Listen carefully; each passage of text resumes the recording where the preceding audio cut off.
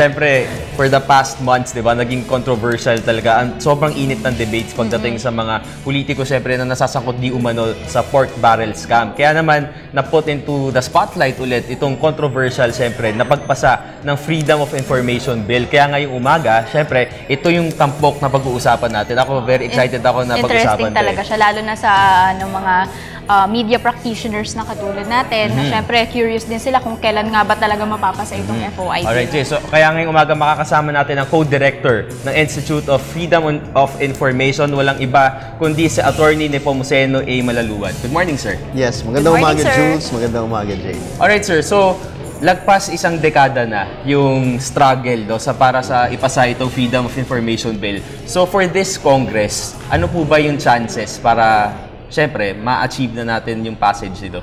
Well, malaki yung papel na gagampanan ng mga mambabatas dito at on that score, dun sa Senado ay maganda yung tinatakbo. Ngayon ay meron ng committee report, napakabilis. It was committee report number 2 of the Senate of the 16th Congress. At nasa period of interpellation, nagkaroon na ng, if I'm not mistaken, about 6 interpellations. This is the most number of interpellations that happened in plenary. Okay. Nabanggit ni Senator Grace Poe, ni Chair Grace Poe, that the interpellations will continue by January 27. And no less than the Senate President, Senator Frank Drilon, has said that they intend to pass it up to third reading by March. Pero napakalayo ng hahabulin ng House of Representatives sapagkat as of now, it's with the committee, nagkaroon ng hearings, pero hindi pa na uumpisahan yung mismong pag-uusap sa substance ng bill. In the last hearing of the House of Representatives, the members of the committee set a deadline for the technical working group to come up with its proposed or recommended consolidated version. But up till now, the deadline up to mid-February sana. But up to now, the technical working group was not convened by the committee chairman, si Chairman Okay, sir. Sir, tanong ko lang po sana kung ano-ano po bang stages na dapat pagdaanan nitong FOI bill para po maisabatas po siya? Well, sa pagsasabatas ng isang panukala sa Kongreso, napakahaba ng pinagdadaanan legislative process. Nag-uumpisa yan sa pag-file ng isang mambabatas ng bill at pagkatapos siyang ma-file in both houses ay kailangang merong counterpart versions. At pagka yan ay na-file, yan ay i-refer sa isang committee. Ang tawag doon ay first reading of the bill. Pag na-refer sa committee, magkakaroon ng mga pagdinig para hingin ng iba't ibang opinion at ng iba't ibang stakeholders at pag-aralan ng isang committee ang panukalang batas. Pagkatapos noon ay saka pa lamang mag-approve ng isang committee report.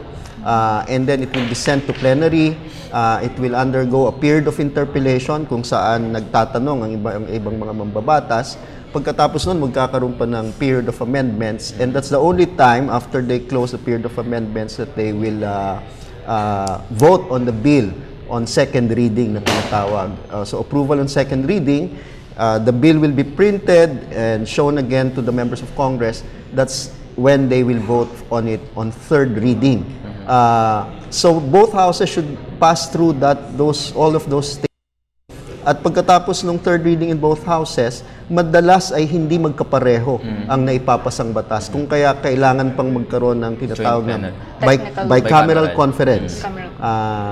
Magkakaroon ng delegasyon ang Senado at ang Kongreso and it will be constituted into a bicameral conference committee that will reconcile the two versions. After they have reconciled it, it will be sent back to both houses for ratification by both. At saka pa lamang ito, kung ma-ratify in both houses, saka pa lamang ito maipapadala sa Pangulo para lagdaan as a law or maari din naman kagaya ng ilang mga pangyayari na veto ng presidente. So sir, tanong ko lang po sana, paano yung pacing po nun? Paano po kung mas mabilis sa Senate and then sa House of Representatives na doon pa rin po siya sa isang komite, like doon po sa Public Information Committee, ano po yung maaaring consequences nun sa tagal ng pagsasabatas po ng Well, isang bill? maghihintay yung Senado sapagkat kailangan ng makapagpasa ang parehong kapulungan. And that was what happened, for example, in the last Congress.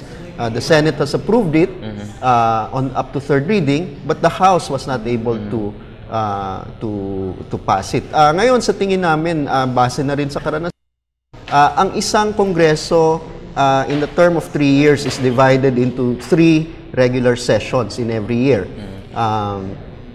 At yan ay nadi-divide pa sa mga periods of adjournment at saka session periods.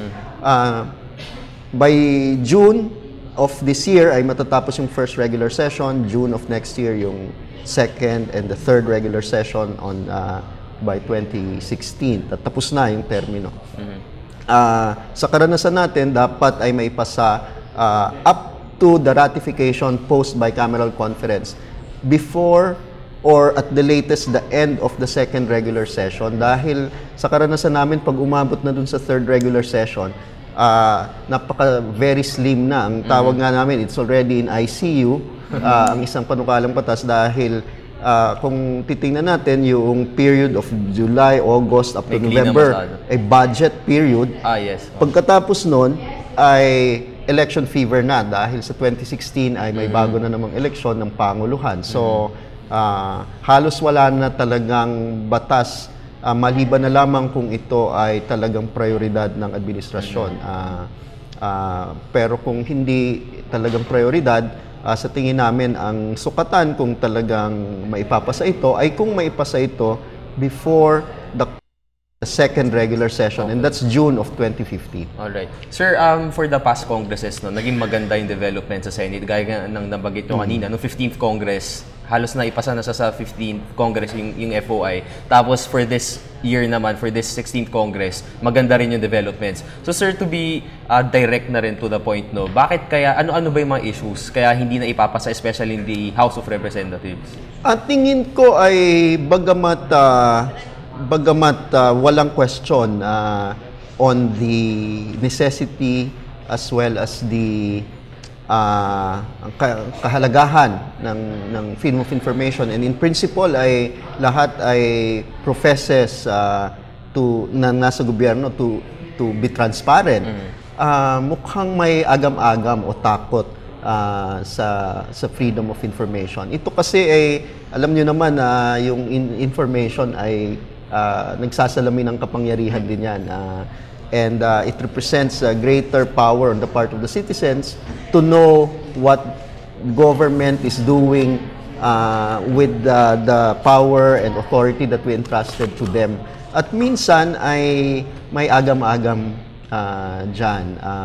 On many levels, kahit naman siguro yung on your person, para element of privacy meron kang may agam-agam kang sabihin sa iba at gusto mong itago. Ang problema lang, hindi pwedeng yung panuntunan sa isang pribadong tao with respect to information on what you're doing as a private person.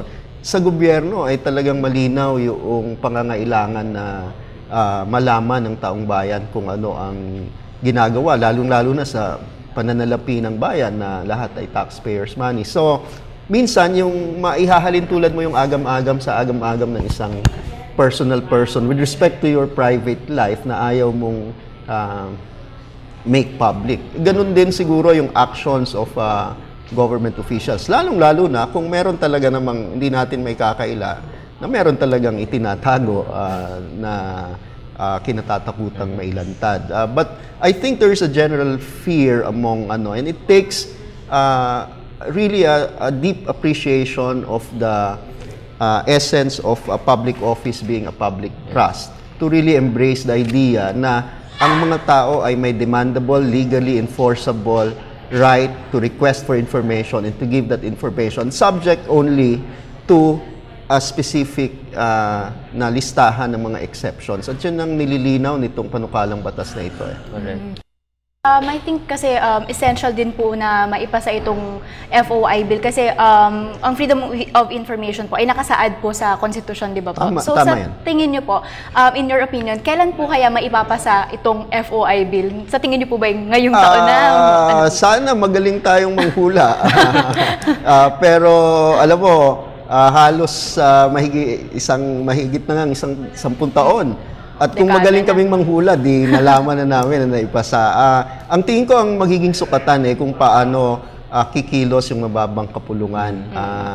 Dahil tingin namin, kailangan sa Marso ay lumabas na sa committee ito para mapag-discuss ng plenaryo para umabot dun sa by second regular session ay pasado na in both houses. So, we can only go by the actions of the members of Congress, the House leadership, and the committee para makita natin yung commitment. Kasi kita mo naman yung kaibahan malinaw yung commitment ng Senate Committee Chair on the timeline, Senate leadership. Yun din sana ang hinahanap namin sa Kongreso.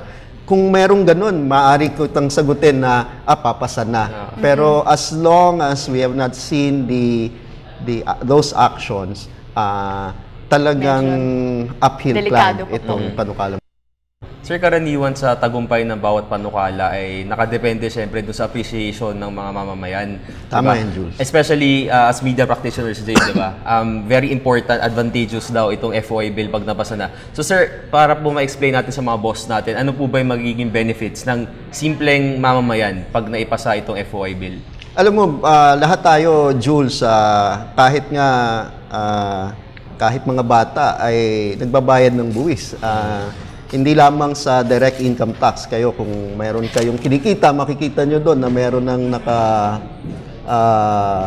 yung withheld pag nakuha nyo yung inyong salary. Pero kahit hindi sa salary, pagka bumili ka ng kahit anong bagay, kahit candy, kahit sabon, or whatever goods you buy, ay may kasama na yan na buwis. So isa yan na lahat ng mamamayan ay nagbabayad ng buwis. At pangalawa, ang laki talaga ng kapangyarihan na binibigay natin sa ating mga nasa pamahalaan. At bawat mamamayan ay may karapatan, binigyan sa saligang batas ng karapatan na malaman kung paano ba ginugugol ng pamahalaan ang ating pera, paano ba niya ine-exercise yung kapangyarihan pinagtiwala sa atin. At simple lamang yung ginagawa ng Freedom of Information Bill. Una, nililinaw nito na may karapatan tayong mag-request ng information at maaari lamang ipagkait if it falls under may nakasaad na exceptions kagaya ng national security and so on. At nililinaw din dito yung procedure kung ilang araw bago maibigay sa'yo. At ang daming dyan bakit malaman mo kung bakit yung barangay mo ay ganito lamang ang nakalagay sa gamot na in your barangay health centers, pero madami ng mga basketball courts, mga ganyang tipo. So, ilang bagay, participation in public decision making, accountability, pagtingin kung tama bang ginagastos yung salapi, and general public awareness, news. Kagaya nyo, you deliver news because people is interested in knowing what's happening around them. So, kahit yung tatlong bagay na yun ay hindi pang media lamang, kung hindi pang kasama ang ordinaryong mamamayan. So sir, sinabi niyo po kanina na isa sa mga advantages kapag napasa po itong FOI bill ay citizen participation. Tama. So sir, ano naman po ang pwedeng magawa ng publiko ngayon para masuportahan ang bill na to? Napakadami. Sabi ko nga kanina, sa Kongreso ay doon may malaking resistance. At ang constituency niyan ay nasa buong bansa, sa bawat distrito. Sa totoo, yung mga advocates dito, nahihirapang abutin each and every 200, almost 300 members of Congress. Ang hirap makipag-set ng appointment to each and everyone at magkaroon tayo ng panahon na lahat makausap. So, kailangan mas maraming tao ang involved in conveying to their representatives in Congress na kailangan itong panukalang batas na ito. Ganun din yung pagiging interesado sa public life and public administration. Doon nagsisimula sa kagustuhan mong malaman kung ano bang nangyayari sa pamahalaan at malalaman mo na kailangan mo nitong right to information for you to be able to really look into the actions of your government.